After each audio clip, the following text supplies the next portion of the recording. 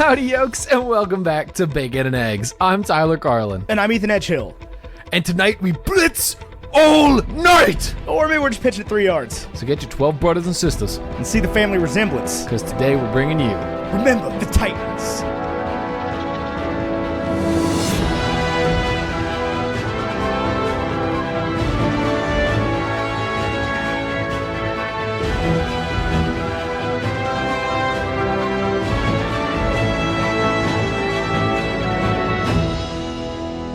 Released on September 29th, 2000, like almost exactly 19 years ago. What? It's always wild when that happens. I know, 6,934 days ago. Little itty bitty $30 million budget from our friends over at Bruckheimer and Disney, who made Pirates of the Caribbean. Yep. And some other good films. Made $136.7 million worldwide, 73% critic rating on Rotten Tomatoes, not even certified fresh, and a 93 audience rating with a 48 on Metacritic. 48 on Metacritic. That is a 45-point disparity between the fans audience and the score art world. and the Metacritic. So it's not good. It's not good. Yeah, apparently the critics don't love this movie. No, they're not crazy about it. A lot of them are a little bit racist, though. Yeah, that was the shocking thing. Like, I'm not really going to read a negative review this week because, like, a lot of the negative reviews for this movie on Rotten Tomatoes are just alarming. Yes, but I've got a positive. I'll read 2 positive reviews. This one's from Rachel Wagner at Rachel's Reviews on YouTube, who apparently was reviewing this film. I guess it's from May 2019. Okay. Denzel Washington is just excellent in this role. That's accurate. Yeah, that's her whole review. He is just excellent. Okay. And then a second one from Trevor Johnson from Time Out, June 24th, 2006, which I want that job. I want to review sports movies from 6 years ago, because that's what Trevor Johnson did. Trevor Johnston. The emphasis on the players developing mutual trust is absorbing to watch and cleanly directed. It is a great movie. I didn't really actually listen to what you said. I was looking up a movie. Can I tell you something about this film, Ethan? Yeah. For the first time ever, stupid art world and film critic life, for the first time ever, I watched this movie and, like, saw flaws that I've never noticed, like a missed beat in the acting, or a problem with the script, or a weird directorial choice. And for the most part, it's all forgiven. But there were a few shots and a few delivered lines in this movie where I was like, I am watching teenagers deliver lines in a movie. Oh, I didn't even have a problem with the teenagers. The beats that I noticed that were missed were all by adults in this movie. Like, there's a couple... So, we're going to quote a lot of lines from this movie in this episode, I guarantee it. But there's one that just strikes me every time I watch this as a complete flubbed delivery, is when, again, spoilers, is when the guy comes up to Yost at the end of the game and he's like, "We just took a straw poll. You just lost yourself the Hall of Fame." Oh, yeah, that was a missed moment. Yeah. I think when you watch this movie over and over again growing up, you pick like one storyline, or at least this was my experience, and you just kind of watch the whole thing through over and over again. I did not put together that Yost missed the Hall of Fame until like the 154th time I watched this, which was last night. What do you mean you didn't put together? Look, I guess I didn't see the, like, he's got this whole arc where, like, at the beginning, he's coach at Hammond High, and he's going in his, like, Hall of Fame year, and he's got this great All-American linebacker, and I guess I just didn't see, like, his whole character arc throughout the whole thing. I was always sort of under the impression that Yost, from the beginning, was team integration. No, because he was gonna quit and go coach at Loudon High School. I know. Can I tell you? Okay, Remember the Titans is specifically made for you and me. Yeah, Big Virginians who are big fans of local high school football, who didn't live in Northern Virginia to know, like, actually, they just destroyed everybody in this game and nothing matters, and didn't live by the water where it's like, okay, they play AAA ball up there, but we play actual football here. We're college teams that just go to Tab High School. Or from Richmond. Yeah, that was a like, bad pull, bro. That was a bad pull. Why? Because out of all the high schools you could have named in the 757, Tab High School in Yorktown ain't it. No? No. This is Denby High School. Yeah, also not it. Yorktown High School. Also not it. Which is the good school? There's in the north side of the water, there's Hampton and Phoebus, and that's it. And there's everywhere in Virginia Beach. Okay. Kellum Whatever. and Lansdowne. Tab Stadium Salem. is what I was thinking of, where like it's Todd Stadium, and none of the good teams play there. Whatever. It seems like the locals shut down on Saturday to go watch high school football from sun up to sundown. That's what it's like in Newport News. No, this is a movie largely about a championship game that took place, I don't know, like Roanoke. a mile and a half away from where you live. Closer to where you live. Wouldn't say that. Victory Stadium outside of Carillion? Yeah. I bet it's closer to you than me. I don't think so. Either way. And it's the game portrayed in the movie as the last game. It wasn't actually the last game. The last game was actually against Andrew Lewis High School from Salem, Virginia. So, like, this is a game that happened between a team from not here and a team from here that happened here. So, like, this is a movie that happened literally pretty close to home. Yeah, it was very close to home. And I loved it growing up. This was like my favorite sports movie for a long time. And then I started watching other football movies, and I would be like, "Oh yeah, no, Radio is really good. I really liked that. That's the new one." Because I felt like I wasn't allowed to have Remember the Titans be the best. I kid you not, Ethan. I've watched like 150 movies for this show. I cried more watching Remember the Titans than all the others combined. Oh, every time, dude. Every time. This is definitely my favorite football movie. There's only one, I think, that even comes close to this caliber, which is Friday Night Lights. Friday Night Lights is really good. But like Radio, Rudy, none of them. Those are crazy. Child's Play movies. I like Rudy a lot. I wish that I liked Rudy. Rudy's the not. Way that I like Rudy's this. straight up not a good movie. Okay, Rudy is a good movie, and Sean Astin's performance in Rudy is better than this entire movie. It's not, actually. He's garbage in a garbage script. It's a garbage movie. Oh, I disagree. He's very good. The only worthwhile scene in that movie is the scene where everybody is like, they hand in their jerseys and like, I want Rudy to take my place. No, that is the worst scene in the whole movie. You want to talk about a missed beat? That's the only good scene in the movie. That's the worst scene in the whole movie. That's the only beat they hit. Oh, I disagree. No, the best beat is when he's standing on the chair in the locker room and nobody's in there, and he recites the speech from the record that he grew up listening to. Oh, that's a good Just moment. Didn't care about the story at all. Well, here's my problem with Rudy is he does all this work to sort of play a few downs in a championship game. At the end of it, yes, you get to tell your family you played for Notre Dame and you were on the roster. But we all know and they all know that you were on the team as a technicality, right?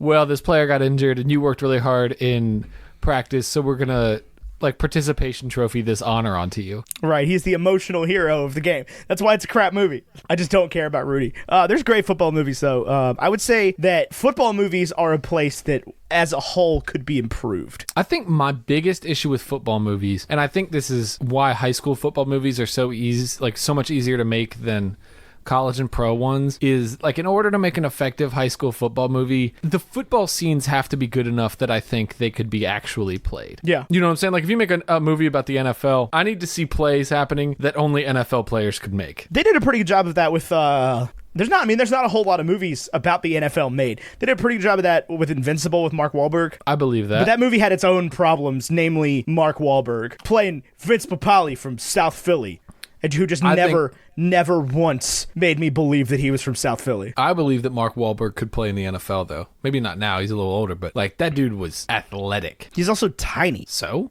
He could not have played in the NFL. But it's a good movie. You should watch it if you haven't. It's better than Rudy. But football movies on the whole are something we could work on as a society. I mean, just in general. But this is an outstanding football movie. There are people that genuinely don't like this movie, and I don't understand it. Yeah, there's a couple misbeats. Anytime you have kids delivering stuff, it's not going to be perfect. It's a little cheesy, but it is a great movie. Hayden Panettiere nails it. The young black girl that plays Cheryl, or what's the... No, yeah, Hayden Panettiere, Cheryl. What's the opposite to her?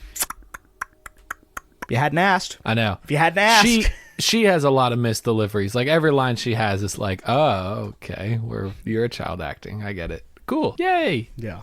Cheryl, I do not care. Oh, man. I love this movie. Honestly, and I'm not even kidding when I say that I cried more watching this movie than any of the other movies we reviewed combined. I was sitting on the couch last night with Olivia watching this, and my face was soaking. Oh yeah, for sure. I hear Fire and Rain by James Taylor start playing, and I almost just turn the movie off. Because I've seen it so many times. That's how it ends. That's how the season ends. They win the state semi, and they let Boone stay on. That's how it ends, right there. Perfect. You just lost yourself the Hall of Fame. I think I know a lot more about football than I knew growing up, because I don't think I knew the dynamics of like head coach and assistant head coach. I thought assistant head coach growing up was like co-pilot, where it's like you're just as much pilot. You're just like a deputy pilot. If the first pilot dies, Yeah, but like even Herman says it right at the beginning. He's like, I never saw an assistant coach's name in the paper for losing a game. Right. And of course, that's that's Herman's big moment, is when he realizes that he needs Yost's help.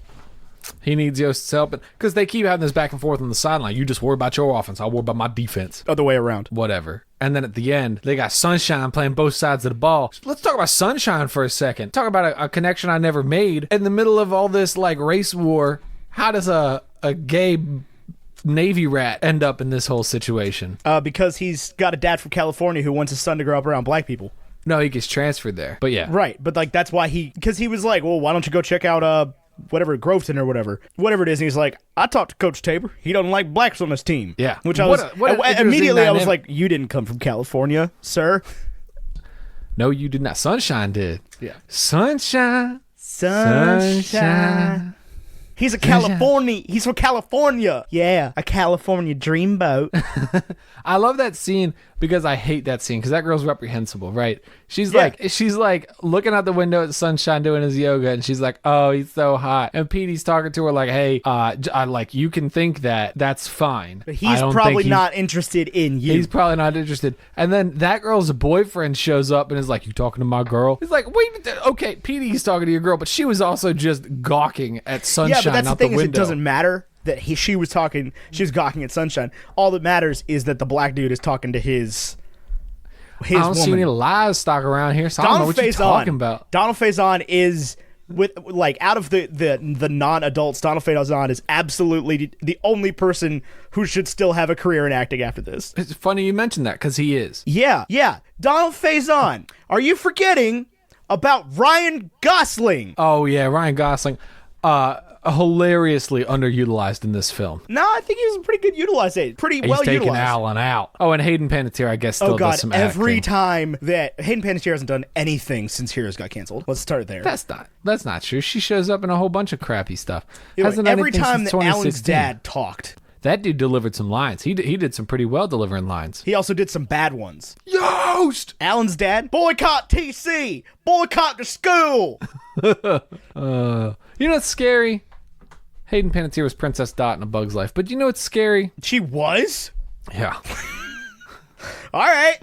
Remember the Titans happened like north of here, so supposedly in a more progressive area, like 12 years before we were born. What? No. When did this happen? No. Like 1967. 1967? I don't know. They said in the end credits there was a thing that was like, somebody did this for 5 years and in 1980 retired. So that's where I was confused. But either way, the fact that this, like, within a generation or two, 1971 happened like in our backyard. Also, I definitely wouldn't say that Alexandria is an area, at least in the 70s, that is supposed to be more progressive than Roanoke. Yeah, I'll tell you, and this is the thing that they sort of gloss over in this movie, is like, it's a lot easier to be more racist when you have more money. Yes, I think that's not only the thing, is it's like, not just are we letting black people in, we're letting poor people in the school. Yes, I do think that is an interesting, because like in 1971 nobody here had money. Right, everybody worked for Norfolk Southern, right, or GE or 3 other companies. It's like there was, I guarantee you that there were more problems in that area than there were down here. Also, with, it's just more people, it's more well established. Yeah, it was. There's a lot more. There's a lot more. That's the way it's always been going around. Yeah. Also, you know, to quote our high school government teacher, they don't call it the Old Dominion for nothing. Why do they call it the Old Dominion? That's because that was LaRocco's joke that we were the last people to get on board with everything. Oh. He would always say that about everything, because Virginia's always like the last state to sign a law, and he would be like, they don't call us the Old Dominion for nothing. Did you know, this is sad, Bill Yost died this year. Did he? He did. He's probably fairly old. He was born in 24, so yeah, he was like 95. Yeah. I did not know. It's because I was looking up because Mary Clay, our, not co-host, but you know who she is. Host. Yeah, was giving us credit. She was all like, "Oh, this didn't happen, and these people weren't friends, and whatever." So I was looking up all the IMDb trivia, and it was like Cheryl Yost died in 1996 when she was 34 years old, and I was like, I didn't need to know that. That is heartbreaking. Oh my God. Yeah, we did not need to know that. Yeah, apparently she had a heart defect. Oh my gosh, save the cheerleader, save the world. Well, they didn't. No, they didn't. And also, look what happened to the there's world no since way Cheryl was a 1996. cheerleader based on this movie. She loves football. Right, but she would not have become a cheerleader. You know who else loves football? Petey Jones, running back. Running back. The running back, y'all. Jerry Harris, quarterback. My name's Louis Elastic, offensive lineman. And then there's like the Monsters, Inc. scene. What? Only instead of monsters, it's white people, which I guess like same. Oh, yeah. But man, men really are trash. Do you follow any Men Are Trash Twitter accounts? You want to talk about the greatest Twitter phenomenon ever. Yo, was that thing you sent me yesterday? Like, I want to apologize for a tweet earlier. I said men are people. That was a mistake. Men are definitely not people.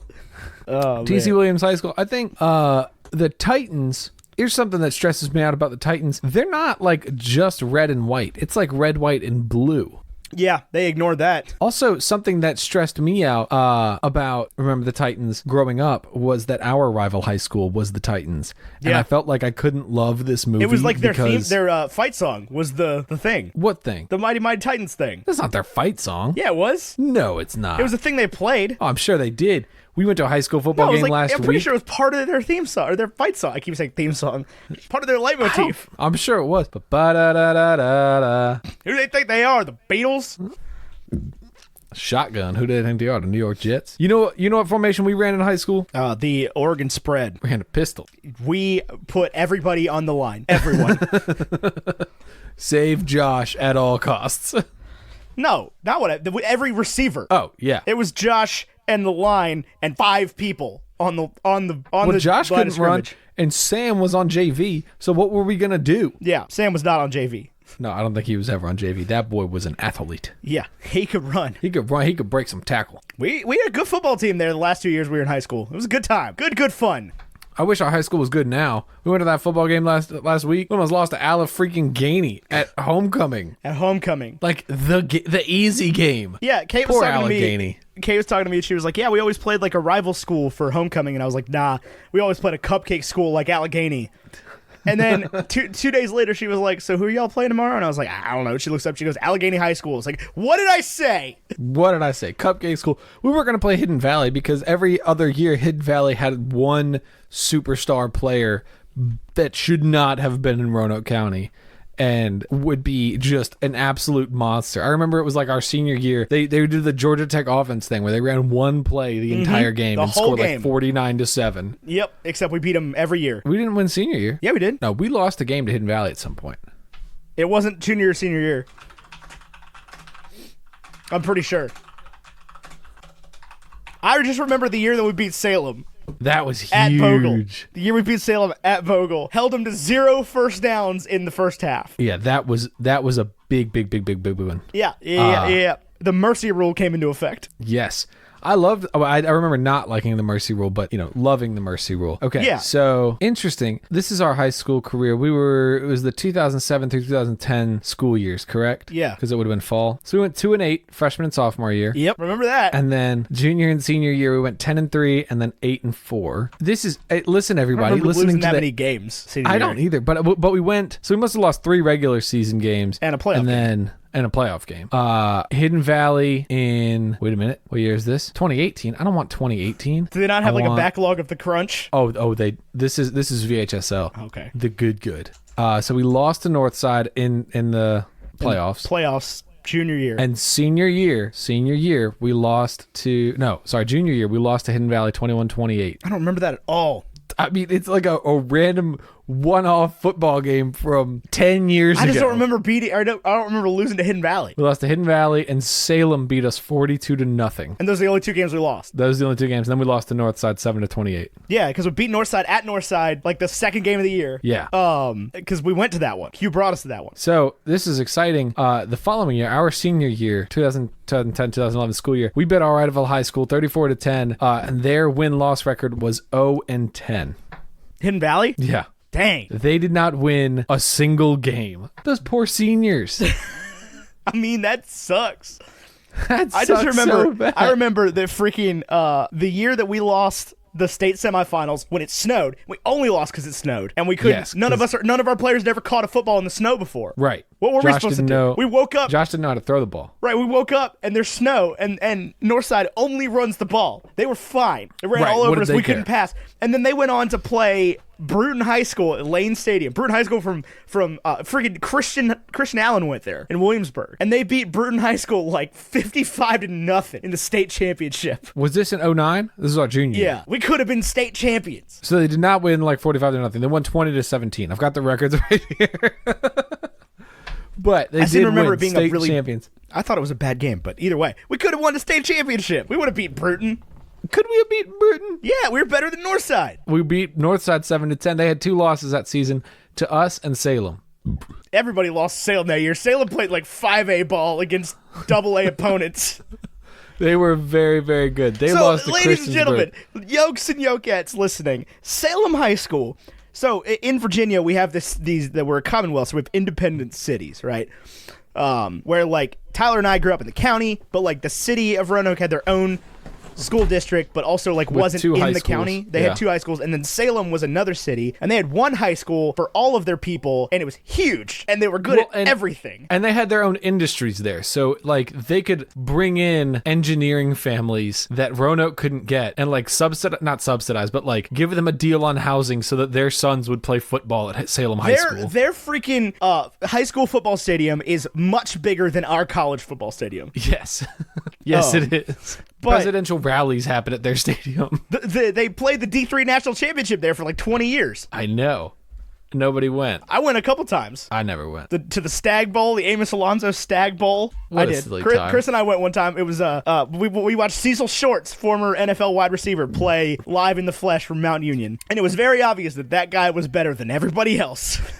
Because he was a D3 player that got drafted. It's always clear when that's my only problem with football is when there's a player on the field that is very clearly very much better. I think as long as every player is within the same like realm of ability, it's fun to watch. Well, that's But when why you our got- high school was so fun, is because like we had a bunch of good players playing a good game. It wasn't just like, all right, we hand the ball to this guy every play. I remember coming up, we would go to high school football games. All right, this is probably before you were around. This would have been like 4th and 5th, maybe 6th grade. Do you remember when Kenny Horan played football for Cave Spring? Nope. Okay. So, like, I remember not watching the game because I had no idea what was going on, but listening to the game, and, like, every other play would be like, and Kenny Horan, the ball carrier, runs the ball up the field. Every single play. Right. And that was what was great about Cave Spring High School football in 2009, 2010. It was like Josh Woodrum would throw the ball to one of the Kemps, or Adam Anderson, or Nick O'Keefe, or Michael Cole. Right.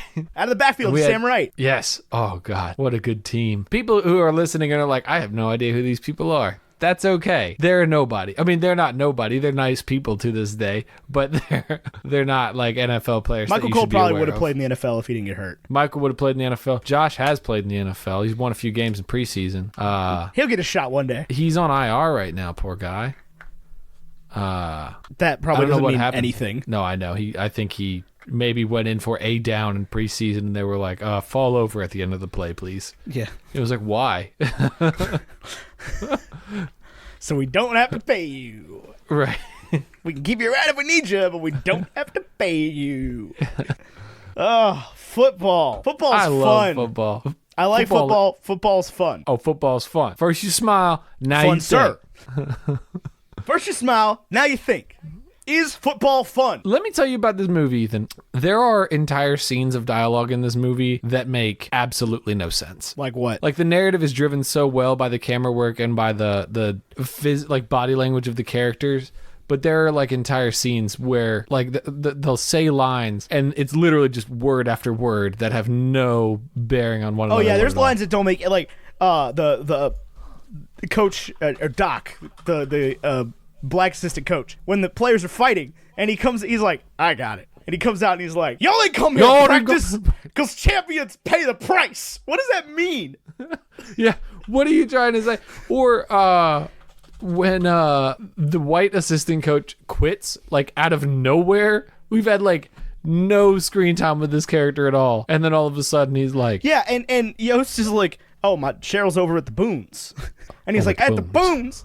I thought you were one of us, or whatever he says. Then he just quits. oh, but so that's how it's going to be. Oh, he's trying to please everybody. Yes, that is exactly what I'm trying to do. I'm a high school football coach. There are boosters. My job is I'm the assistant coach. I'm the freaking defensive coordinator. My job is predicated on the boosters liking me. Oh, man. They're taking Alan out.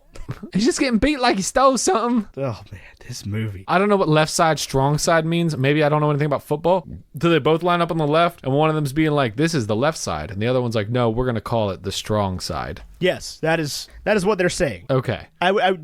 Julius would be the defensive end on the left side, and Gary would be the outside linebacker. Okay. That was not made clear at all. Love me a little contact, Big Petey. Because the left side for the defense is the side that you don't run against because they don't have the left tackle stacked up behind the quarterback. I might be wrong. They might be on the right side for the defense. Oh, here's another line that I don't understand. Then why don't you tell your white buddies to block for Rev better? Because they have not blocked for him with a plug nickel, and you know it. Nobody plays, yourself included. I'm supposed to wear myself out for the team? What team? Nah, what I'm going to do is I'm going to look out for myself, and I'm going to get mine. See, man, that's the worst attitude I ever heard. Attitude reflect leadership. Captain. What do you mean? That makes perfect sense. That's a great What line. does attitude reflects leadership, captain mean? What does he mean right there? Gary's the captain. He's saying if Gary wants to see a good attitude from his players, he should lead with a good attitude. Oh, okay. Yeah, that's a pretty good speech. Okay, I like that one then. I love the what are you? Mobile, agile, hostile. What is pain? French bread. What is fatigue? Army clothes. Will you ever quit? Oh, man. Left side, strong side. So this movie is about the just absolute rampant racism In 1971? In 1971 in Alexandria, Virginia. I mean, there's just people say things to each other in this movie that they have no business saying out loud to another human being. You know what gets me about this? That really stresses me out? Like the first scene of the film, they're like, a white store owner shot a black patron for trying to steal something or whatever it is. And I was like, that happens every day. That caused riots in the streets? Yeah. It seems like we had our together a lot better back then. We didn't. Well, clearly. There was riots in the streets. Yeah. But there should be riots in the streets when we kill innocent people. I mean, that's a complicated equation right now. Yes, it is. That's the thing I'm just not qualified to speak on, because like there's definitely been a narrative that's gone around since the 70s and 80s that like we're not going to tolerate rioting. It's just not going to solve anything. Yeah, no, I agree. I'm not pro rioting. Well, I mean, I don't think you get to be pro or against rioting. I mean, I would not participate in a riot. No, but like I don't think that you're among a group of people that would ever riot, and I don't think that until you are, you really have any cause to say anything on it. I'm not making a comment here in any way whatsoever. I'm just saying that like for one way or the other, there's definitely been a narrative that like we shouldn't riot anymore as people. It gets me. I mean, the Jedi participated in aggressive negotiations, captains of democracy and diplomacy. Come on, guys. Why you got laser swords then? I mean, those are aggressive negotiations. Exactly. They're negotiations with a lightsaber.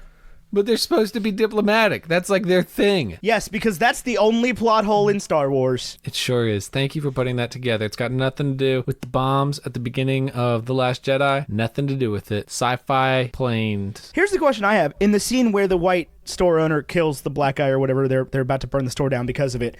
Why isn't Alan at practice? He's a 5-time player of the week. He gets to miss practice. Gary's an All-American. Gary's All-American on the same defense. What was the paper doing last year? Writing about Hammond, whatever it is. Hammond High School. Is that still around? Don't know. It was Hammond? Hammond, yep. Let's see. It is a middle school now. 12 brothers and sisters. I was the youngest one. No, I wasn't ready either. You was 15 years old. You had 12 brothers and sisters still at home, and you were the youngest one? I don't think so. Even if it was 8. Couldn't have been more than 2. You had 12 brothers and sisters? 8. 8. Yeah, 12 sounds better. What's wrong, Gary? Man, you know who I hate? Just as an actor, as a character, and as a person is Gary's girlfriend. You don't like the actress? No. She was just obnoxious the whole time. I didn't believe her at any point. Yeah, when she shakes Julius's hand at the end. I didn't believe that she was that racist. I didn't believe that she was that not racist. I felt like I didn't know she was super racist until she was like, well, I guess now we met. I was like, oh, whoa, you were harsh. You're the worst. Also, Gary, what the heck? Why are you still with this girl? She sucks. Yeah, she big sucks, dude. She's like hates your best friend because he's black. Right.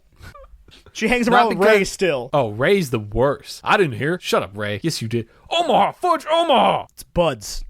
Buds? That's Ray's last name. Oh. I learned that's that. not obvious. I'm not saying it is. I learned that today while watching with the subtitles. Subtitles, huh? Yep. How does Coach Boone think Cheryl's 5? He has a daughter her age. Because it said so in the script. Right. There's some problems. I mean, it's not a perfect movie. It's not a 43% either, or 43 out of 100. Not a 48. I'll tell you, I noticed more issues this time around than I'd ever noticed before. I forgive all of them, of course, because I love the film. There was one that I can't even remember now, and I meant to write it down, but there was one. It was around the time when the assistant coach quit, but there was something they said that I was just like, that was they missed that beat hard. But I don't remember what it was now. So it can't have been that bad. I do think it's weird. Gary gets hit, and all of a sudden, like, Boone has a conversation with Yost, and Yost is like, it's not just about football. And he's like ready to throw the game. His pregame speech at States is like, just go out there and have fun, boys. That's all anyone can ask for. It's like, what?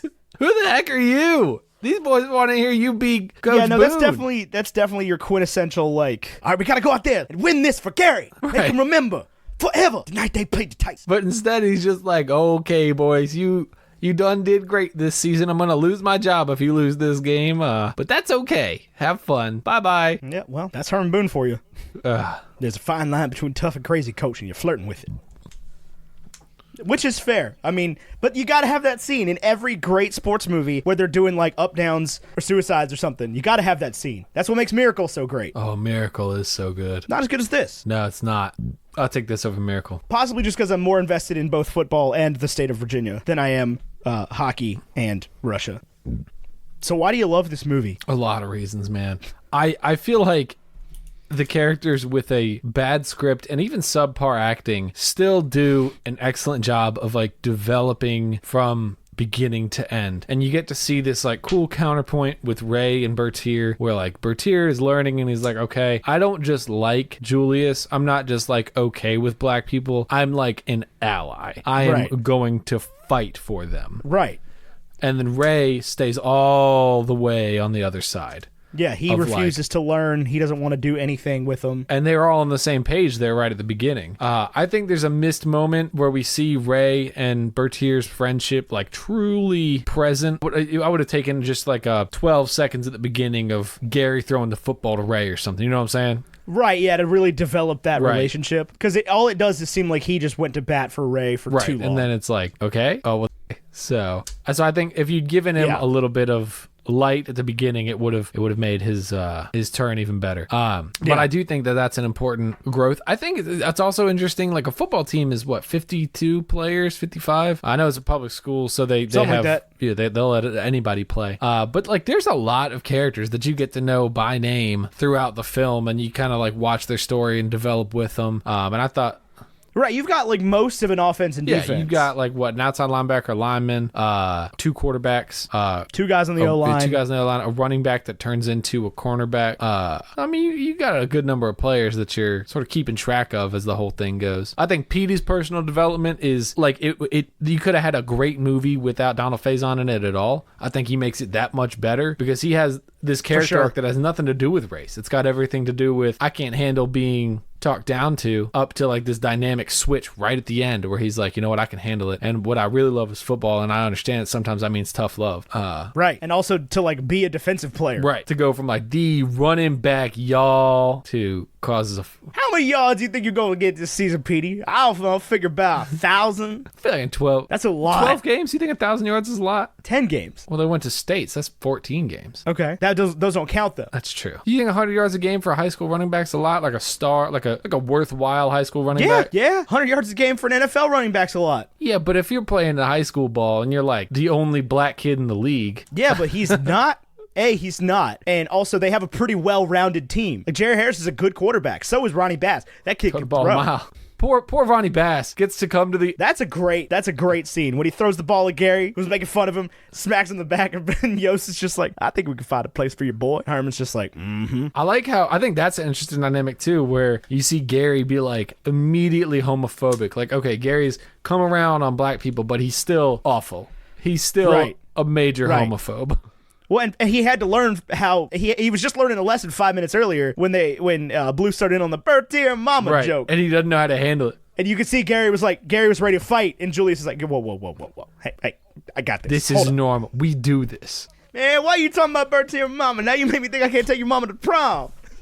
And then Gary's like, oh, that's a mama joke. Because Gary and his ma obviously have that interesting relationship. She continues to be racist and won't accept Gary having a black friend first. She's just like, I don't want to get to know him. You're gonna stay home and go to church with your mama. Like, I see where birthday mama come from. Not being okay with your child having black friends. That's obviously terrible. But if you tell your mom you're going to church with her, and then Sunday morning you're like, actually, I'm going to go play basketball with my friends, I think she has perfectly good reason to be like, no, you're not. Yeah, that's the wrong reason, though. Like, I don't think she's just exercising the, like, I want my kid to go to church with me. I think she's like, you're not going to the Berg. Where is the Berg? Is the Berg an area in Alexandria? I don't know. Does he live in no Blacksburg? idea. Did they just, like, pull out a map of Virginia and be like, ooh, Blacksburg? That must be where the blacks hang out. I mean, if it was a Berg, it would probably be like Leesburg or Fredericksburg. Oh, it's Fred Vegas. No. What's the... It's not. That's like an hour south. I'm thinking Woodbridge. Yeah, it's not. That's not a Berg. That's a Brit. I'm also not entirely sure Woodbridge existed I'm then. not sure it exists now. It does. Okay. There's a sign as you drive up on 95 that's like, now entering Woodbridge, now leaving Woodbridge, entering Occoquan. I do love me some Northern Virginia football. Well, that's not even true. I wish the Redskins were good. Man. They're also not Northern Virginia. Well, they practice in Richmond, and they play in Baltimore. Or not Baltimore. They do not practice in Richmond. Okay, that doesn't mean they have practice in Richmond. You ever been to Redskins camp? The Saints had camp at the Greenbrier. You've been to Redskins camp? It's a joke, man. It's catered. No, I haven't been to Redskins camp. Oh, man, we suck. We suck so bad. Yeah, they're 0-3, right? Oh, my God. We're going to have to play the Dolphins in, like, the relegation bowl. It's going to be bad. Clemson's coming up to the NFL next year. Man, I wish that was a thing in the NFL. God, I wish that was a thing in the NFL. Relegation? There'd be so much more at stake. Oh, yeah. It would be great. You'd have to, like, follow your favorite team. It's wild. Like, okay, so in England or in soccer, if you're bad at football, at soccer, you get pushed down to the next league. In the NFL, if you're bad in the NFL, you get better players. It's so wild. Yeah. But we also have a league of 32 teams that are all pretty good. Yeah. No, the Dolphins could destroy Alabama or the best XFL team or whatever the other professional football league is right now. The Dolphins about to be an XFL team. I don't think the Redskins are far behind them. We suck. We are really, really bad. I can't believe the Packers are 3-0. What's crazy is there's 7 teams right now that are 3-0. Have you watched the Patriots play? No. It is insane. They are so good. Oh, no. The Packers suck. It's an odd coincidence that they're 3-0. They do not suck. They're better than the Redskins. Ain't no doubt about that. They're a lot better than the Redskins. They're better than most teams. They're not better than the Bears. That was a fluke. Because they beat the Bears. It was not a fluke. It's a win, and the Bears just handed it to your Redskins. I know. I needed 40 points. The Redskins are literally the worst team in the NFC. I just want you to know that. They're the worst team in football. Nah, that's the Dolphins. Oh, I don't know. You know what drives me crazy? The Dolphins and the Jets. So in the AFC East, this is the biggest disparity I think I've ever seen. The Bills and the Patriots are both 3-0, and the Dolphins and the Jets are both 0-3. Poor Jets. Goddamn Jets. Here's my thing with... Actually, the NFC North is the best by wins. Is the best division. No, second best division in football. No, best. Here's the Lions have wins? The Lions are 2-0-1. And the Vikings and the Bears are both 2-1. There was a tie? The Lions are technically undefeated. No. Yeah, there was a tie. I think it was week 1. Lions and Cardinals. I did not know that. So yeah, NFC North has 9 wins. Correct. Because there's 2. Yeah. Yep. I can count. But yeah, the Redskins are have the worst record in the NFC. Okay, so the Redskins aren't very good. You know what drives me crazy about the Redskins is going into this season, we had Dwayne Haskins, like a real quarterback. 1, 2, 3. Like a real... There are 5 teams in the AFC that have no wins. Yeah. Dolphins, the Jets, the Broncos, the Bengals, and the Steelers. We had 2 worthwhile first-round picks for like a game and a half, and we were just like, no, we're not going to start Dwayne Haskins with Darius Geis. Why would we do that? They got nothing to lose Just at this play point. anybody. Throw somebody in. Just try stuff. Yeah, the Skins have absolutely nothing Just to lose like at this point. make stuff up. See what happens. Win the next 13 games and see what happens. I don't think Just that's gonna happen. fool around and win some games. Yeah. Cowboys are 3-0. Although I am, even though they're 1-2, I am a little bit worried about this at Philadelphia this weekend. Sorry, on Thursday. Oh, that's today. The day this episode is released. No, sorry, it's Eagles. It's at home on Thursday. Yeah, okay. Well, it's not ideal, but it's better than at Philadelphia. The Eagles are not what they used to be. They're also not a bad team. They're sneaky, those Eagles. Are you saying the Eagles are like Jesus? No, I'm just saying that like they could pull something out of nowhere. There's enough talent floating around on that team. There is, yeah. But this is the same thing with Cleveland. Like they're going to go off on some team and score like 89 points. And then that'll be it. Then it'll be over. It'll be the week I bench Baker Mayfield. I have Jacoby Brissett starting this week over Baker Mayfield. Dang. Because the guy I drafted, Ben Roethlisberger, is out for the year. You know, he probably shouldn't play football anyway. I don't think he's going to play football No, anymore. you don't think so? No, they're like coming back strong in 2020, and I'm like, I don't know about that. I think he's old as he's heck. no Brady. He doesn't. I think we get that age. He's no Ronnie Bass. I literally cannot wait for Tom Brady to leave the league. Cannot wait. It'll be a good day. When Brady retires? Yeah. No. God, I love Very football. excited. I think the most fun Very I've had excited with for Tom Brady to football in a retire. few years, though, actually was that homecoming game we went to the other day. I got so into it. Were you not at the UVA game last year? Was I mistaken about that? I don't know. I feel like you went with us, but I don't think you to 2 did. Hokie games. I know that. Was one of them the UVA game? Did you go with me and Chris and Patrick? No, you weren't there. Never mind. Because that was the most fun I've had at a football game in years. Did you go? I don't think so. It's like an overtime win. No, I don't think so. Oh, okay. That was nuts. Going to a Hokie game tomorrow as this airs. On a Friday, poor us. Hey, that's when you're bad. That's how you get on TV. It's a night game. Yeah, but man, we suck. That's a night game at Lane. We suck so bad. Yeah, I'm still a season ticket holder. No regrets. Love football. So what do you... I could live without actually going to pro football games for the most part. I think we should go to a different team's pro football game. Probably, but there's it's not a great time to go to like a Panthers game, and all of the rest of them are far away. True. We could make a trek out to Green Bay, Wisconsin. It's very hard to get tickets. I believe it. Yeah, when you're good year after year, it's pretty hard to get tickets. They don't just like have them floating around like the Redskins tickets. Dude, Redskins tickets pretty easy to get. Redskins play the Patriots this year at home. It's gonna be so embarrassing. God, you should go. You should see Tom Brady I would play love live. to go, but it's going to be insanely expensive to see the undefeated Patriots slaughter the Redskins. They might not be undefeated then. Who I knows? know. You don't know anything. Change every week. It's pro football. You change any time. I just love pro football. What a great game. What do you love about this movie, Ethan? Why is Remember the Titans so important to you? I think it's continued to get more important to me over time. The more that I like become a better and developed person and realize that like, hey, we're still not done having these fights, and I can point to it as like a touchstone in my life and be like, hey, I learned these things a long time ago, and I should probably like relearn them and help other people learn them. Yes. Because this movie does a pretty good job of hammering home its lesson in like a not cheesy way. The whole like, everybody is people. Yes, we are all human beings. From Sunshine to Gary Bertier to Big Julius Campbell. Julius Campbell's not that big. He's in all the script notes have him as Big Jew. What? Or like the quotes on IMDb, they all have him in there as Big Jew. Big Jew? Yeah, like J-U, Julius. I don't think they do. I was just looking at them. Why would they have I don't them know. like I didn't write the quotes, Ethan. I'm not the person that uploaded these. I'm just telling you what it is. That doesn't seem right at all. Why would they not just have him as I Julius don't Campbell? know. I'm looking at it right here. Big Jew, Big Jew, Big Jew, Big Jew. They really do. Okay. Wow. That's very weird. I know. Isn't that unusual? Big Jew.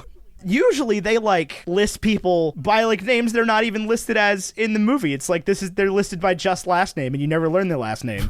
And this is one of those. This movie is no exception. There are last names in this movie that just may as well not exist. Like what? Like Ray Buds. Louis Lastic.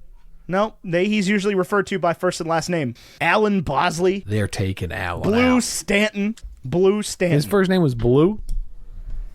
Blue Stanton. Yeah. I guess these are probably, for the most part, like real people. Oh, Alan Bosley, not a real person. Yeah? What do you know? That doesn't surprise me. Made up player. Did he not have a thing at the end? Nope. What do you know? He has 2 quotes. Oh, Julius Campbell died And one this of them year is too. just yelling fight. This is so sad. Did he? Yeah. God, Jesus. bad year for the Titans. Well, they did all kind of finish being Titans a long time ago. That's true. You know what's up? What? When you search for you search for Julius Campbell and it says people also search for, and one of the options is Cheryl Yost, and it's just a picture of her I tombstone. see that. That is so sad. What the heck? Why would you do that? Google? Oh my gosh. Just brutal. I don't want to know that. Julius Campbell does not have a Wikipedia page. Ugh. What else should we talk about related to this movie? I don't know, man. This is one of those films that I feel like it means so much to me. It's always meant something to me. And ever since we announced that we're watching it, everybody, like, people come out of the woodwork to be like, yo, that is my favorite freaking movie. Yeah, I was shocked by Ever. that. The response that we got when we announced this. Which very much surprised me, but also makes me extremely happy. I feel like, because I have had that experience that you were talking about where you mentioned loving this movie and people are like, that's all right. And I'm like, hey. Unacceptable You're opinion. all right, friend. Yeah. We might not even be Right, friends anymore. Oh, man. Yeah, so some people don't like this movie. I don't know why. They're definitely, it's not perfect, but I can't see looking at the whole picture and being like, people hate football, though. That's the main thing. Is it like there are people out there that just hate football? I don't really understand the hatred for football. I understand the not liking the risks associated with the violence and the concussions and all of that and the long-term effects that football has on people's brains. And like, I get it. I do. But I mean, if you watched it, At the end of the day, people make the choice to play football. It is like a consenting adult making the decision to play. Maybe not in high school, but where the injuries are happening in college, or not in college, in the professional league.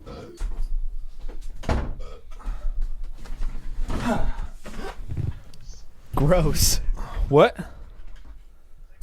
What was It's gross? gross. Your burp. Oh, man. So, Ethan, I've got a toothpaste and orange juice for you. Go for it. You know what really just, like, it just gets under my skin. It just, listen, it pisses me off to no end when somebody graduates from high school or college or gets married or has a child or whatever the milestone is. Ethan. Wore me out. It pisses you off when that happens? No, what pisses me off is the comments that just say, congrats, grats. Let me tell you something. Dingrats. Congratulations is like a 3rd grade spelling bee word, Ethan. It is not that hard to spell. But the one part of it that trips you up is knowing that in the middle of the word, it's a T and not a D. I can think of no other reason why somebody wouldn't know how to spell this word. And when you say congrats or grats, you already prove that you know it's a T. So just spell the whole freaking thing out. I went to high school for 4 years. I know what congratulations means. You can spell it freaking out. I don't need your half Facebook comment, okay? Give me something real, Ethan. Give me something I can work with. Congratulations. We are so proud of you. You have achieved so much. Instead, I just get this half of a 3rd grade word. Oh my God. You know what my favorite thing is? Is like the only time I ever say congrats is if I'm like frustrated with somebody and I'm like texting them and they did something and I'm just like, oh, congrats. I know you do. Like when you say sarcastically. congrats, it means what you've done is not an achievement. I'm not proud of you and I kind of hate you. I know what it's like to hear the word congrats from Ethan. Usually it's in such a way as to say, what do you want, a medal? Or do you want to shut the f*** up? Oh, But what the iPhone does is I'll say congrats sarcastically, and it'll be like poof, and throw confetti all over the screen. Oh man, which is great because it's the iPhone telling me, hey buddy, take a step back, maybe think about what you're about to say to this person, and just cool it. Have a little balloon. bit. And every time I'm like, thank you, iPhone. I appreciate you for grabbing my back there. I don't love that you just show confetti all over the place. Have a balloon. Who doesn't love balloons? Twitter. Twitter's anti-balloons, huh? Yeah, because people let go of balloons and then balloons get stuck in seagulls or something. I don't know. There's something. We're anti-balloon now. Okay, we hate balloons. There's also a helium shortage. That's a real thing. Okay. How? Hey, you know what makes helium? I don't understand how we have a helium shortage. You know what makes helium? The sun. Okay, we can't just go farm the sun for party tricks. Next week on Bacon and Eggs, we review Sunlight. Sunshine. Whatever it is. With Cillian Murphy. Sunshine. The movie where they farm the sun. Is that what they do in that movie? Mm-hmm. No, they have to restart farming the sun. That was the whole premise of Matthew McConaughey. What's the name? Oh, it's in like the Dubai or the United Arab Emirates. Oh, Sahara. Sahara. That's about farming the sun. Correct, sort of. There are solar panels. There are solar panels. Yes, that's about all I remember about that movie. And they're very bright. They reflect the sun. Seems an inefficient way to farm the sun. Well, I didn't know you were a solar panel expert. I just feel like, here's my question, Ethan. Can we create perpetual energy by putting a UV light that's powered by solar energy on a solar panel? No. Is that what we call diminishing returns? Do you know why I know that? Why you know what? Diminishing returns are in basic physics? Because I have a high school diploma. You could say congratulations. Congratulations. I also always thought that was the greatest pun of all time. And every time I say it, people are like, that's not how you spell congrats. See, congrats has a T. If you knew. If you did third grade, you'd know that. If you made it through third grade, you would have caught on to that. You moron. You literal moron. Congrats, buddy. Congrats. I like your child. Congrats. I know that you worked really hard for that. Congrats. Men. You remember that show, 2.5 Men? Do I remember the show? People still watch it. I don't know. They're not new episodes, but like the Charlie Sheen episodes are still on television, like every day. What did we say? I would say they're on every day. Yeah, I bet Really? on cable once a day. Cable is bought by boomers. Ethan, who watches misogynistic television? Boomers, especially 2.5 Men. Be like, what they did to Charlie Sheen was wrong. Tiger. He's an honest comedian. Honest is a strong word. We should. I agree. Band behind men are trash Twitter, but have we considered boomers are trash Twitter? Boomers are trash. What I love is I follow like a Twitter account that's just called cropped boomer images. Hang on, I'm gonna send you this real quick because it's just fantastic. It's like they take like boomer, like not like racist and homophobic boomer memes and like crop them so that they don't make any sense. Oh, where is it? It might be on Facebook. Oh, yeah, here we go. I'm just going to share this Twitter account with you. I don't know how to do that. I'm going to share a tweet from this Twitter account with you. I might know how to do that. Share tweet via not airdrop. You cannot airdrop to me from here. Just go to that Twitter account. It's just like, and you just want to know what the rest of it was. I like all the replies that are like further croppings of the... Yeah, more cropped. Yeah. Oh my gosh. I don't even know. This is bad podcasting because I don't know how to like... I don't know how to talk about this in audio. But basically the premise is that it's old school memes where it's like you've got a top text and a bottom text, but one of those texts is cropped off so that now it just says something silly. But you could tell that whatever the point was going to be intolerant in some way. Men, manly men. Did you see the fight that happened on Facebook a little while back between Catholics against seedless watermelons and seedless watermelons against Catholics? What? There was I remember this is a thing that happened. I think it was like a fake page that was like Catholics against seedless watermelons. The premise is that like watermelons are supposed to have seeds because that's the way God made them. And then somebody made like a fake response page called Seedless Watermelons Against Catholics. And just posted a bunch of memes just flaming the Catholics. Hold on. This is meme review audio format with Tyler and Ethan. There's also a group called Watermelons Against Seedless Catholics. I don't know. What do you want to talk about? I want to know. You seem like you're not having fun. No, I'm having tons of fun. You know, it's great being a parent. I'm really enjoying that. But I'm really curious, Ethan, about what your travel life is like, because I feel like we took two paths and they're both well traveled. And I want to know more about your path because I feel like I know a lot about diapers. know a lot about diapers. I did like, I don't want to just like, because I feel like I do this every time, because you start talking about something about parenting and then I find like an interesting way to segue and then never get back around to talking about myself, because somebody called me out on it in the last episode, where you were like, I want to know about Tor, and then I said something else about you being a parent because like I just found a segue and ran with it. But obviously you don't run with a segue, you like ride a segue. Right, you That's like the whole point of smoothly segue, stand on top of. yeah, you like smoothly stand on top of it. But I did like the thing that you did, or that y'all did with the baby shower, where you had people write notes on the diapers. Have you used those diapers yet? That is an interesting question. No, we have not. They're more of like a keepsake than anything else, because we are afraid that if we use them, that either the ink will have had a reaction with the gel inside the diaper, causing it to be less effective, which I'm sure is just like, I've slept 3 hours in 6 months brain. Yeah, that sounds sounds like some seedless Right. watermelon. Or the other concern is that she will then get ink on her butt and then or legs, and then I will have to wash it off, and that's more work. But then it would say something funny It on her would just butt. say smudged red ink is what it would say. That would be a weird thing to write on a diaper. Smudged red ink. But I did like that. I thought it was a clever sort of like guest book I do. thing. I really liked that also. If it were up to me. I also liked the guest book thing you did at your wedding. So you guys are good at that. My guest book at the wedding and the ornaments. The Yes. ornaments. Also, my party favor was awesome. Your your what? The wedding favor. Oh, the ornament. The ornament we gave you. Yeah. But no, I thought the guest book ornaments Do you know what were gets cool. me about guest books is on Pinterest, everybody that signs the guest book or signs whatever the thing is has excellent handwriting. And in real life, nobody has good handwriting. I have so when I signed the guest book at your wedding, the person next to me signing the guest book as well at the same time was Trey Livick, who I had met. We went to Big Lake Brewery like one time, I don't know, 5 years before that. And I noticed Trey looking at me trying to read the name off of my ornament. And he's looking at me like, and finally he just goes, I remember you, I just don't know what your name is. That's like the And I was like, that's fine, dude. You could just say that. Trey's too nice. You know Trey. But he like remembered where we met and like what we did that day 5 years ago, but didn't remember my name. I'm like, that's fine, dude. You're good. But he's sitting there like trying to read my name off the.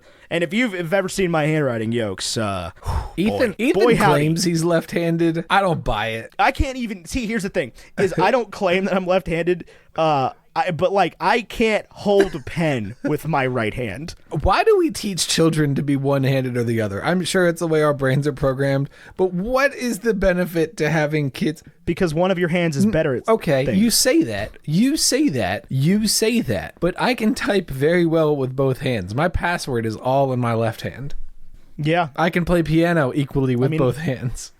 I can't play piano. So you can play equally with both hands. Sure, but Do you I don't know. ever type like 60 words a minute and get really mad that you can't play piano? That happens to me all the time. Yeah, all the time. Where I'll be typing All and the I'll be time. like, I'm I know why- I could do the piano. I know I could do it. Yeah, I'm sitting there like there's no reason I can't play Tiny Dancer by Elton John. There's a lot less strokes per second than this. Granted, there's only 26 letters on the keyboard and 88 keys on the piano, but the buttons on the keyboard are much smaller. So, Yeah. And it's like I could type in rhythm. There's no reason. But then I sit down at the piano and I'm like, I don't know how to do this. this is an unfamiliar. But that's the frustrating thing, is because like I haven't learned an instrument in a long time, you know? So like I learned to play guitar and brass instruments around the same time, you know, in my life, and I haven't really learned an instrument since then. I mean, I've learned other stringed instruments, but it's like I picked up a banjo one time and I was like, I'm nope. These are different. This is a different tuning. I have no idea. Put it That's back like, down. you ever pick up one of those? Why is the top string the highest one? This makes no sense. Yes. Why is the top string the highest one? You ever pick up a. Why is this one? Hey, excuse me, person Guitar Center. Why this one shorter? Because you don't always need. That don't make sense. Why is this part of the neck thicker? You gotta. And then they look at me like, oh, you play You guitar. have a defective banjo, Mr. Guitar Center. Yeah, I think they this thing here, this little peg thing. I think it's supposed to be up Can here. I have it for free now? Yeah. Man, there's something wrong with this one. I'll take it off your hands. Don't worry about it. I have dreams about when we went to Guitar Center freshman year of college. I played a $700 Martin guitar that I think about every day. I could just buy that guitar. It's like a pretty That's reasonably like- priced it's guitar. like You get that on borderline. Get that on Sounds for like $60 That's like a month. for a borderline year. inexpensive. Yeah, For a guitar. But do you remember such a day? Because I think about it all the time. I do. I love those cheap Martins. Exactly. Cheap Martins. I think about that guitar. I own one. I own the Ed Sheeran I also Martin. think regularly about the Mountaineer guitar, the one that's like super thin and lightweight. Yeah, you lost You me know there. what I'm talking about? The like hiking guitar. Traveler, sure, whatever. I don't know what you're talking about. Like the backpacking guitars? Which one? Any of them. You said the. Well, there was one, a Martin backpacker, $200.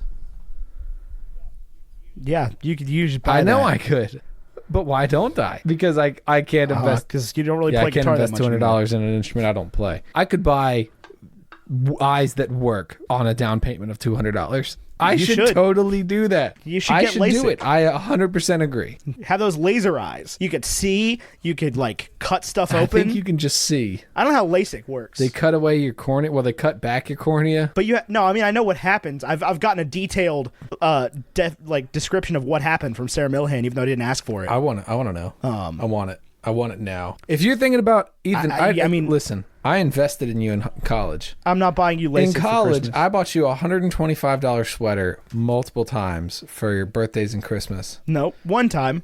One time. I bought expensive gifts for you more than once. So I think as a return on investment, I should be expecting eyes that work. Think of a better gift you could give me. Pro tip. Yeah, I'm not buying you can't. LASIK. I'm not buying you $4,000 I LASIK. think surgery. Sarah overpaid. I think you can get it for $2,000 total. I think that she probably went to the doctor that she goes to get her eyes fixed, and they said, "Here's what it cost." And I don't think eye surgery is the kind of thing that you're like trying to get a back alley deal on. Like, I don't think you use a Groupon. I think you do. For your Here's eye the surgery. thing about it, Ethan. I don't think you use a Groupon or anything, but I think if you perform the LASIK surgery, here's the question you ask. Do you own the tools? Like, have you paid them off, the tools? Okay, but like I own a drill. Okay.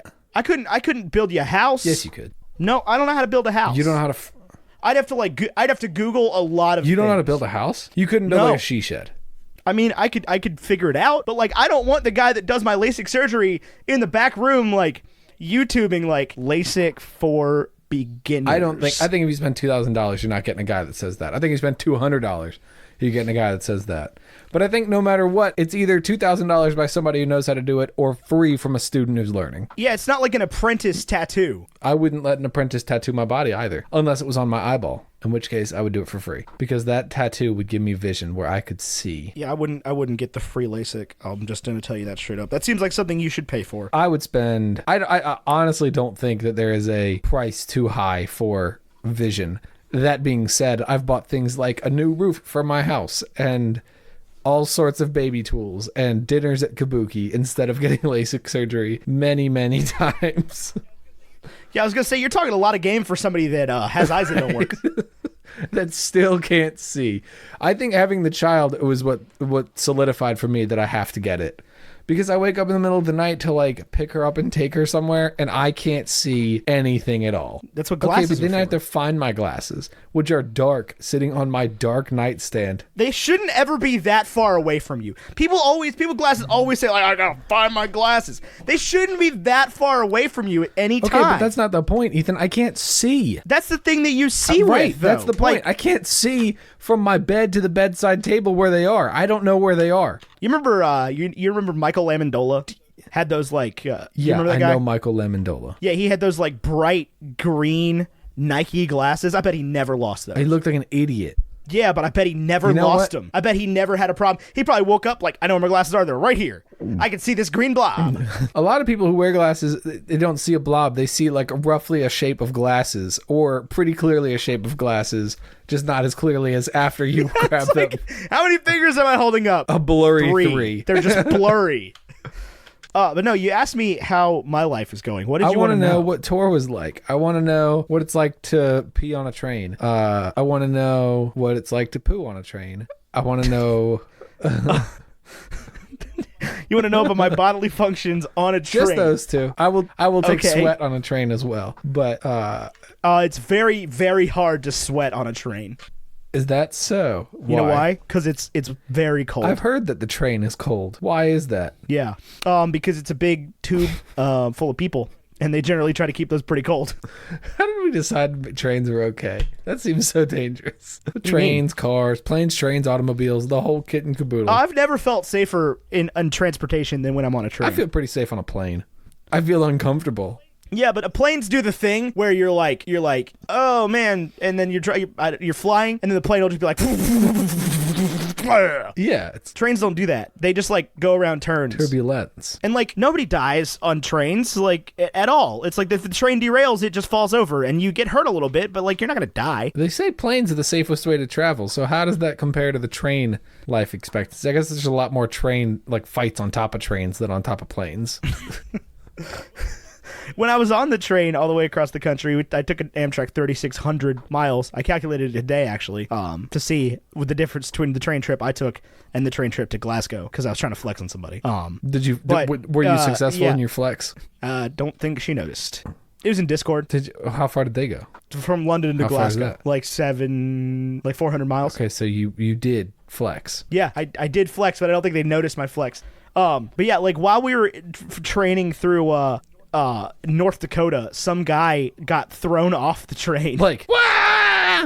I mean, like they stopped like in the middle of the middle of like a town just outside a station and like put this guy off the train. Like the mob did? No, the Amtrak people. Oh, why? So like if you act up on a plane, they just like you get like in trouble when you get to your destination. If you get too drunk on a train and start harassing people, they just let you off in the middle of North Dakota. I can think of nowhere worse to be let off a train than in North Dakota anywhere. I mean, it was like a town, but and we were probably pretty freaking far from the nearest airport. Not far from the nearest Amtrak station, though, I would imagine. No, but I don't think he would be able to just get on the next train, seeing as the next train coming through is the same train tomorrow. I guess they don't put a lot of trains on those tracks, do they? Amtrak? It runs in like both directions every day. That's it. Just the one set of cars? No, there's like 4 or 5, but they sort of like... It's complicated. I think 4 is the correct number, not 5. 5 would be weird. Why would 5 be weird? Because it's an uneven number, so like you're going one direction more than the other. Yes, that is weird. I don't know. It's not really any different to go to the bathroom on a train than it is on a plane. It's pretty much the same. Would you say it's better or worse than going at home? Worse. When you poop on a train, is everybody like, oh? When No. you poop on a bus, everybody's like, oh. It's not a bus. You remember in high school? So for the you most remember high part, school with somebody would poop on the bus on the band trip. Why did they do that? Yeah. Because somebody had to go. It was always somebody like. Why did that guy in Jurassic Park get out of the Jeep and then start going to the poop while there was a T-Rex attacking? I don't know, Ethan. Because he did. Right, but like when you gotta go. When duty go. calls. Yeah, you said duty. I said that at my professional job today to like a client on the phone. But no, it was cool to go on the train. I mean, it was almost 3 months ago. Was it really? Yeah, it was the end of June. What have you done since then? I went on tour twice, and I went to Florida. How was Florida? Florida was cool. Well, it was hot. It was right before you had your baby. I know. You almost missed the birth of my child. I almost missed the birth of your I child. was so yes. thankful when you were in the room when the baby was born. Yeah, you made a big deal out of me like being there for it on a Google live stream in front of, everybody, and like threatened me on a Google live stream, and then I wasn't even allowed to meet your daughter for like 48 hours after she was born. I wasn't actually upset that you were going to be on vacation. People got to live their lives. I mean, you super duper seemed like you got to it. do what you got to do. Live your life. Take your girl to Florida. Would have been more excited had you come back with a fiance, but c'est la vie, mon ami. I'm just saying, you seemed super duper not cool with it. You said some really mean things to me about it. Well, I wanted you to assess the gravity of the situation. I mean, I did. And then you were there. 48 hours later, baby comes out, baby cries, Ethan's there. High five. More or less. That's how it felt to me. Definitely no time passed. All time passed. The hospital was a blur. Man, what a wild place. You ever been to a hospital for the birth of a child? Just bonkers. No. I know. You haven't. and Chris said something like you'd never held a baby before. I was like, how do you live your life with... I don't have any friends with babies. I do now, yeah. Oh, I was like, how do you get this far without holding a baby? Nobody in the music scene has a baby? No. I don't believe you. Those people party so much. None of my friends. The people I just went on tour with were all 21. Exactly. You can still produce children at 21, Ethan. There was a TV show about it. I know, but like they don't. Most of my friends are more put together than that. It's the secret life of the American teenager, Ethan. Anyway, yeah, I went to Key West. Key West was really cool. I learned a lot about Jimmy Buffett. I could think of nothing better to do with my time than learn about Jimmy Buffett. It was a good time. It was very, very hot. You were there. And the beach sucks. The beach does suck, yeah. Turns out. Yeah, I was there in like the middle of August. That sounds... Because I was like, the Florida humidity can't be that bad. It's that bad. It's that Turns out. awful. I just assumed because I grew up going to the Outer Banks. I assumed that there's wind at every beach. There's not wind in the Keys. It's just hot. No, it's just hot. We hot. And I went on tour. I went to Texas for the first time. That was cool. San Antonio is a cool city. I would go there again. Austin's a cool city. I'd go there again. Could live without Houston. Of all the places that you've traveled, Ethan, where would you say is like you pulled up to the city on your train, bus, plane, car, automobile, and you were like, I could live here. Not only could I live here, but I feel it is necessary I live here. I don't know about necessary. I've been to a lot of cool places. Nashville's really cool. I could dig Nashville. I feel like I could stay in Portland for like 2 months before I get bored of it. I'd be like, yeah, Portland. I would be like, man, I love coffee a lot. Like I would like to stay in Portland for like 2 months and just like dive into the culture and everything. Enjoy all the really good coffee. Like I had 4 out of the 5 best cups of coffee I've ever had in my life in Portland, Oregon. Really? And I was there for 27 hours. So when you go on all these traveling adventures, do you like sleep at all? What do you do? Like Ethan lands in a new city. What's your priority? How do you dive into the culture? What does that look like? I've usually figured out a like thing to do ahead of time. So like, when I went to San Francisco, it's like I got to go into the San Francisco city proper the first day for like maybe 4 hours. And so I was like, well, I got to go see the Golden Gate Bridge. Like this is the big thing here, right? Right. And so then it's just like I figured out how to get to Golden Gate, and then just started like struck up a conversation with some locals, just like, hey, what are the other things I got to see while I'm in town? And they always give you some good advice and some bad advice. Because every local wants to be like, don't go do the touristy thing, don't go see the thing, that everybody wants to see. And I'm like, I'm probably going to go see the thing. TBH, I didn't know that thing was here, but now that it is, I'm gonna go. You want to go to this local sports bar that's exactly like the one in your town. That's where the locals hang out. That's everybody's answer. Yeah, it's like, no, I don't want to do that. I want to go for the reason your city's paying a lot of money to get people to come here. But so like, the tour and going on the train trip were not that different from each other because it's like, okay, I've got 4 or 5 hours, maybe less, to go experience some part of this city that I'm in. Like I had like 3 hours in Chicago. Like I ended up having more time in San Francisco than I thought I was going to, and we had like a day and a half in Portland. So it sounds to me like when you travel, it's really more about, it's the climb, as Miley would say. You spend much more time on the train, on the bus, in the plane, at the airport than you do like at the destination. The particular... That's just, well, no, because like when we went to Florida, we flew in and stayed for like in Key West for like 6 days. That's true. It's just been about what the trip is about. It's like when we took Amtrak across the country, it's like we were sort of just going. Now, you guys recorded an album on that trip, didn't you? Where is it? We did. It's on Spotify. What's it called? I believe it is called, hang on. So it's on Spotify under the American Train Collective, and the album is called The West of Us. And it'll be on linked in this episode description, if I remember. How many songs did you write? 12, 13? Well, yeah, we did them in small groups, so I wrote 4 Which ones did you write? I don't even know what they ended up being called. Oh, come on. Hang on, okay. I'm telling you. So I wrote The Good Montana, Keep Portland Weird, Bring Me Home, and Satellite. Look at you, naming songs after Dave Matthews songs. Now you, Ethan Edgell, are like the top writer. Like you wrote the lyrics, the music. How does this work? Some of both. Like I did lyrics for some, music for some. I sang on some. I played guitar on some. I didn't play piano, but I was part of the writing of the piano. I had a hand in a lot of these. It's like it's a collective. It's like a big group of people. We all got together and wrote songs together. It was a lot of fun. Hold on. It was Good Montana, Keep Portland Weird, Satellite, and what was the other one? Bring Me Home. Bring Me Home is a gospel song about baseball. I love baseball. No, you don't. Oh, I like the idea. I like the idea. That is accurate. I like the idea of baseball. But yeah, so like we wrote those songs as we were going across the country on the train. And, then when we got to Oakland, we like frantically recorded them in one day. It was a cool experience. It's something I really enjoy doing. I saw a lot of places I probably never would have otherwise and probably never will again. And then tour is tour. I mean, that's just how tour works. Tour is not a satisfying answer. Is it Motley Crue? Okay, then it's not tour is tour. It's like DIY van touring. Okay, people don't know what that looks like. But I mean, that's just like, I'm not telling you that they should know what that looks like, but you were the one saying like, oh, well, it's all about the climb. And it's like, no, it's about going to the place and playing the show. But what is that like? What is the show like? Tell me the stories. You know, you get there and there was this guy named Frank, and man, he was just insane. And this guy Frank, he wouldn't go anywhere. But then, we played the show, we got the pizza, we drank the beer with Frank. Turns out, Army veteran, enlisted after 9/11. Nicest guy I've ever met in my entire life. We had to help raise money for him. There's a GoFundMe campaign. I don't know anything about Frank. I'm making this guy up. But you know what I'm saying? Like, people want to know the story. They want the schmutz. They want the let me just ask you this. That's what they want. They want them. I mean, those people are few and far between, the Franks out there. So you go to all these shows and it's just like, yeah, we showed up, we set up the stage, we played the music, and we left, and it was boring. That's all it was. It was boring. No, it wasn't. It's not like that. It's like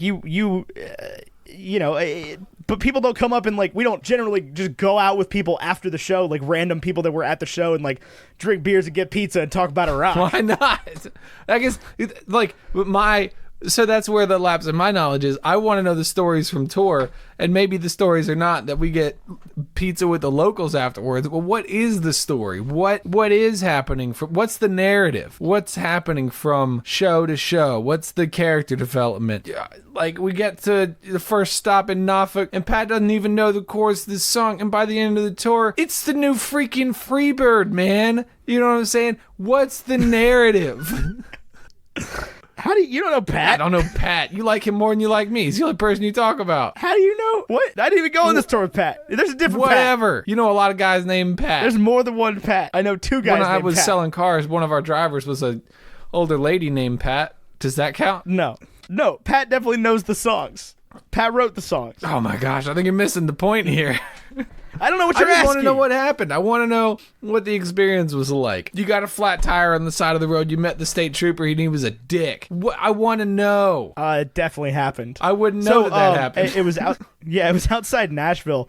And we're at a Domino's Pizza leaving Nashville because the cookout we were going to go to was slammed. And it's like 2:00 in the morning. And we get a call from the other band that we're touring with. They're like, hey, we just got in an accident. Yikes. And we're all like, what? You can't just, and they're like, everybody's fine. It's just like the trailer's super broke because somebody hit their trailer at like 3:00 in the morning and just drove off. And so like we had to go get one of these guys from the side of the road, like 30 miles outside Nashville, and drive them to the only freaking Walmart that is open at 2:00 in the morning in the state of Tennessee, which was like another 15 miles to drive them back. And we're sitting there like 3:00 in the morning putting a new trailer hitch on this van so we can drive another 13 hours to Austin, Texas. And there's a cop that showed up and he was a real jerk. What was his name? No idea. There are some nice cops in Madison, Wisconsin. That's the second time I've ever dealt with a cop on tour.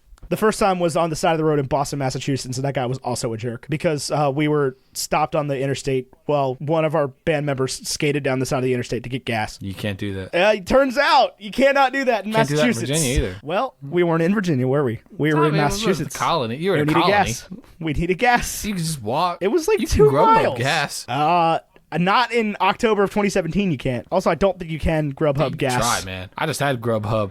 That dude was like, hey, I couldn't get you the milkshake. Grubhub will not refund you the money, but you can call and try. Like, I would. That's ridiculous. Like, no, you can call and try. What do you mean you can't get the milkshake? Yeah, they said the milkshake machine didn't work at Red Robin. I don't believe you. It's not Mick Red Robin. I don't believe that for a second. Red Robin. Their shtick is milkshakes. Yeah, I think they probably will refund it as well. It probably will, but who knows? It's about the narrative, Ethan. Yeah, there's a vlog that's going to come out about the tour. When? Probably next week. Love. Well, we never returned back to Remember the Titans. Is it time? Ethan, I'm not going to lie to you. If it's up to me, this is the best movie we've watched this year. Yeah, I'm down with that. Because I like it the best. I'm willing to make that statement. I think that this is the second best movie we've ever covered behind Dead Poet Society. I think we really like stories about high schoolers. Maybe one of them is gay. Turns out. Bunch of high school boys.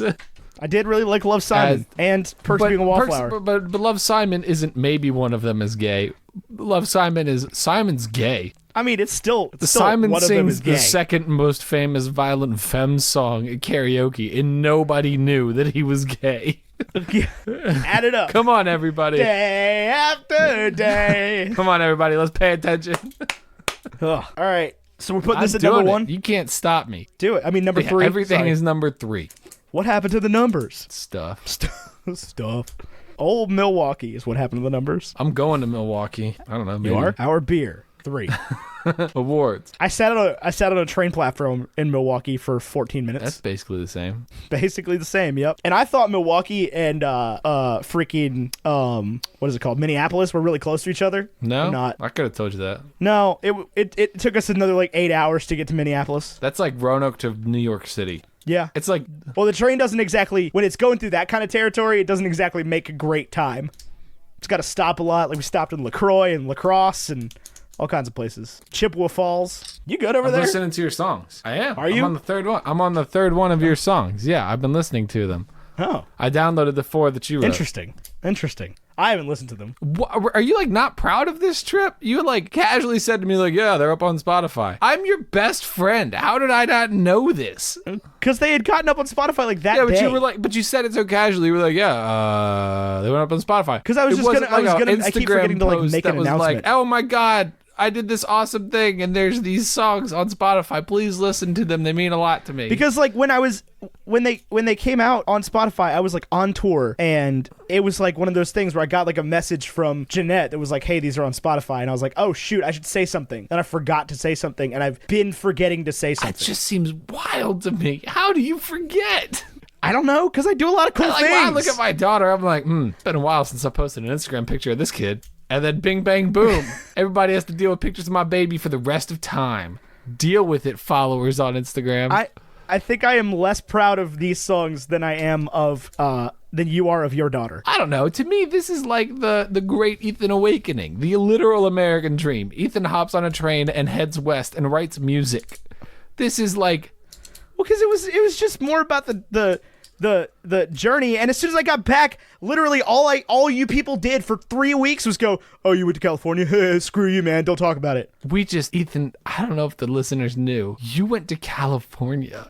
Yeah, and I tried to like talk to my friends about this cool thing that I did, and nobody wanted to hear me out. They just made fun of me. Because we were talking about it. No, I didn't really tell you about the music. You posted a picture in front of the Golden Gate Bridge. I don't want to put a picture in front of the Golden Gate Bridge. I want a picture of like you in a recording booth recording these songs in California. Like I got on a train and went to California, and now I'm recording songs that I wrote on the way. That's the picture I want to see.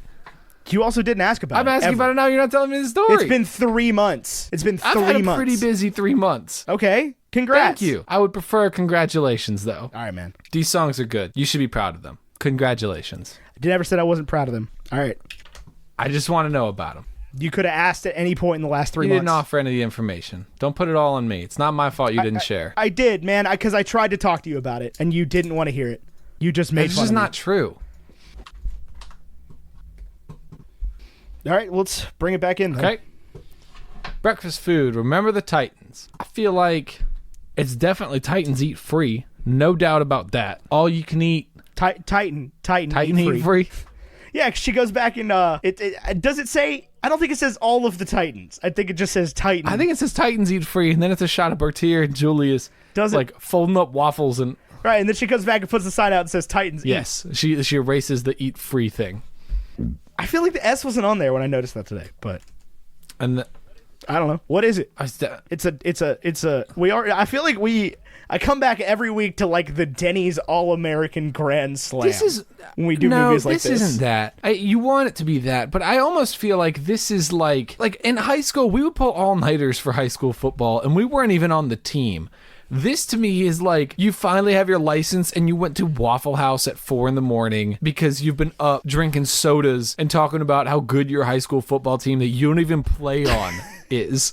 Yeah, at the band party. We watched Friday Football Extra. Yeah, you watched Friday Football Extra, and then you can't go anywhere. But if you stay up, if you stay awake, then you can keep hanging out with the girls and the guys in the band in the section or whatever, and then like you just keep going and going and going because you don't want the night to ever end. Let me tell you something I realized at the Cave Spring High School homecoming game. When I was in high school, I remember approaching those big days like homecoming and prom and thinking to myself, this is just like a party. Like the adults are making a big deal out of it, but it's not a big deal. And I cared. Like I asked the girl, I made a show of it. I got the suit, I wore the tie. Like I was excited about it. And the dances matter so much more than I gave them credit for at the time. Because that was a hallmark of our generation, though, was the whole not giving a crap thing. is like we were good at not giving a crap. Like this generation now gives a crap. Yes. Like this generation's having to be told by the government to shut Yes. up. Our generation was like, whatever. I'm kind of stupid. But like those nights, we Everything's did the stupid. promposals and we did all that. That started with our generation, and that stuff was like fun. That stuff matters, and you will remember it fondly. I also feel like our generation decided that talking about your glory days was like made you suck. Like if you were an Uncle Rico, you sucked. And like Uncle Rico does suck. His identity is his glory days. Who is Uncle Rico? The uncle from Napoleon Dynamite. Oh, yeah, okay. Like he does, like his identity is his glory days. But it is okay to look fondly on your memories from high school. Right. What is not okay is for those to be the only time you were ever proud. Correct. That's the narrative that I don't think we quite got from movies like that. Correct. It's like it's okay to be proud of what you did in high school, but like you can't peak in high school. You can even peak in high school, but you're still going to do worthwhile things. Yeah, well, some people don't. Is the thing. Like I think that's why. Like when we came back and talked to our band director, and he was like, "What? You all moved back? Jesus Christ! What is wrong with you people?" I was like, "Because people wherever he's from, you move back because you messed up." I moved back because I wanted to, because I like it here. Right. There was same. like no shame at all. Yeah, for me. I enjoy it here. This is a great place to be. But that's like that goes against the standard baby boomer narrative. Correct. You have to grow up and move out. Right. Like your parents both left New York and never went back. Yes. And now you're here. Yes, I'm here. I made a bad move at the job I was at, electing to go from Hampton to Roanoke. Like when I would go to company meetings for the state when I was living in Hampton, it didn't click to me that all the people there, the notable people, were also in Hampton. Yeah. It was just like, yeah, when we get together, this is who gets together. I didn't realize like, oh, they don't want to travel from Roanoke. They don't get invited from Roanoke. Well, you figured that one out pretty quick. Yeah, I did. Jobs are hard around here. That's for sure. Yeah, there's not a ton of industry in Roanoke. Not anymore. Yeah. Now the breweries are closing, so we're really screwed. Oh, look, I made myself sad. Why? Just because thinking about the poor industry in my city. My company's doing well. I like where I work. I wake up I never would have guessed. every day happy. Well, when I wake up, a lot of times I don't sleep at all because I have a baby. But you sleep some. You know, I wish like that. Your attitude towards this is exactly how I felt the day before the baby was born. But like you definitely sleep, otherwise you would die. Yes, but I would say my average hours slept a month before my child was born, 7.5. Post-child being born, I would be surprised if it was over 5. Well, that's not that big of a difference. 5 hours is plenty. I would be surprised if it was over. I've done a lot on 5 hours sleep. Now, I'm not minimizing your problems. I'm just saying, like, I hate sleep. Why? Personally. Because it gets in the way of life. No, it doesn't. Yes, it does. I would much rather be awake and doing things. What if you're tired? I hate being so tired. Go to sleep. Like, I hate that I hate that I feel tired. I hate that I have to sleep. This has always bothered me. It's the weirdest thing. This is like the most unusual. This seems like an unusual thing to get upset about. You can get as mad as. I don't know, not like upset about it. I get that it's like a thing, but it's like, when I'm traveling and I only have, 24 hours in a city, it's like, why do I have to sleep? You don't. You can stay awake for 24 hours. You can sleep on the plane or the train. Yeah, but not if I'm doing it every day. Well, you have to get from place to place. It's not as easy to like get good sleep on trains and vans as you think it is, especially when they're moving. I don't think it's easy. I don't like traveling in vans or trains. I would like to fly to the place, please. I love please. It. I love all of those things. I like planes. I like trains. I like automobiles. I like going places, like seeing new places. Don't like Houston. No, Houston sucks. I've heard Houston sucks. It was just hot and mosquitoes and mean people. And there's like nothing. It was a cool show. But like everybody's weird. I thought that was Austin. I'm not just gonna roast the venue, but yeah, you think the owner listens? The person that ran that venue, nothing would surprise me. I'll be honest with you.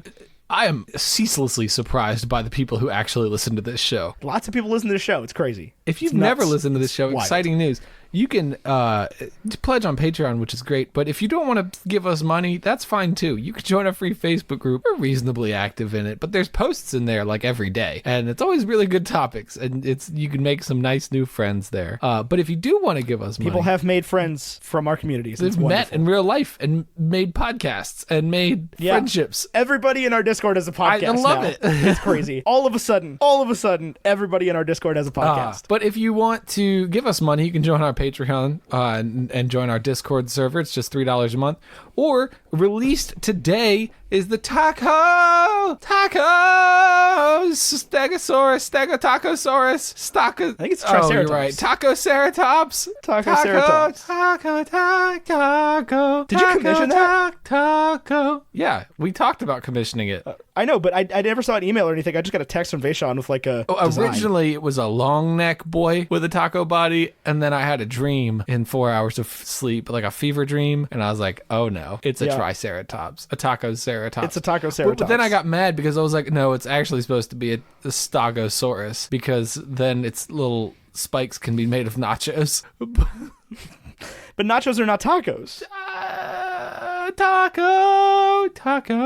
New Tacosaurus Rex t-shirt out today, hopefully. If not, very, very soon, because we just said it would be. Tacosaurus. No. You're going to have to launch that one because I'm being on a train. They don't have internet on trains? I'm not bringing Why? a laptop.